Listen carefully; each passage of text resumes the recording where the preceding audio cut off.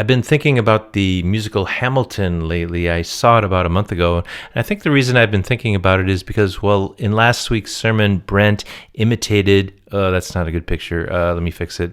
There, that's better. Brent imitated Hamilton's King George. Hopefully you saw that. And then Dan's message yesterday about connecting God with seemingly ordinary things in our lives, that kind of sparks some thoughts too. And on top of all that, the upcoming series we have is called Satisfied. And part of the promotion for that is sort of a takeoff on the Hamilton song Satisfied. So all that put together got me thinking about Hamilton. And when I saw it, I thought it was a tremendously moving and powerful work of art. In fact, Michelle Obama said that Hamilton was the greatest work of art that she had ever seen. And that is not an unreasonable statement. It is at that level. So it is amazing. But before I go much further with it, if you have not seen the musical Hamilton, then please do not watch this video. Because I want to talk about some things in there, but I don't want to ruin it for you. I don't want this to be a spoiler video for you. So if you have not seen Hamilton, shut this video off, and after you've had a chance to see it, maybe you can make your way back to this video.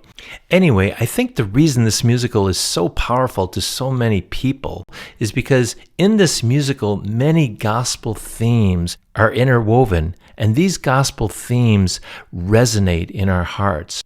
One of the themes that really struck me was the theme of beauty from ashes.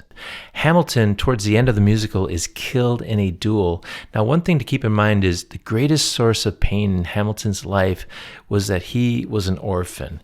And that sense of abandonment, that sense of being alone and unwanted, marked him his entire life.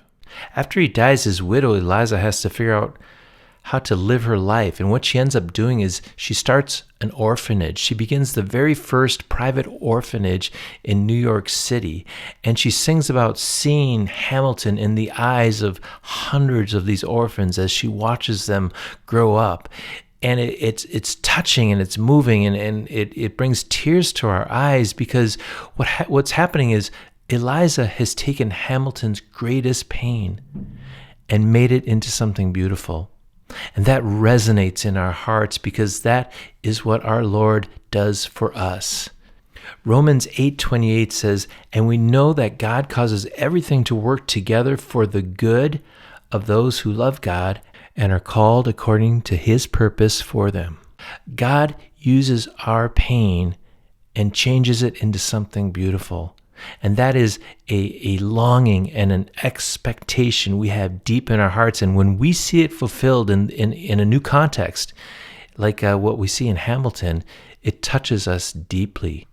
And in that moment, Hamilton becomes more than a Broadway musical. It becomes a parable that points us to the redemption that Jesus Christ offers us.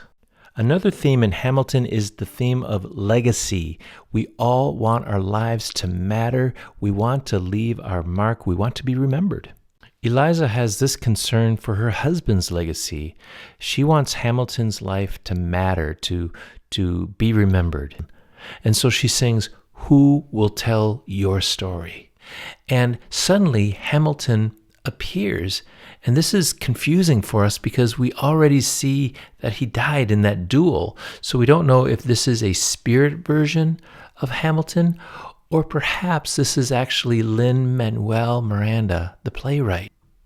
He takes Eliza's hand and he gently escorts her to the front of the stage and he presents to her us, the audience. And she gasps in astonishment and joy and delight as she sees that his story will indeed live on. And the beautiful thing is, at that moment, the story of Hamilton becomes her story. Jesus said in the book of Matthew, "If you give even a cup of cold water to one of the least of my followers, you will surely be rewarded." You see, what we see in Hamilton resonates with us and reminds us that whatever we do for the Lord, whatever we do for Jesus will become a part of our legacy, will become part of our eternal legacy, will become part of the story that Jesus will tell forever.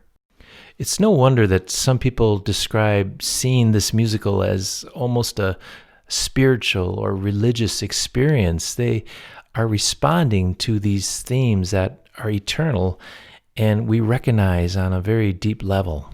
So if you haven't seen Hamilton, well, you probably should have shut this video off a ways back, but if you haven't seen Hamilton, or even if you have, when you get the chance, I suggest you do it again because it's worth seeing, because there's a lot more to see than just the musical.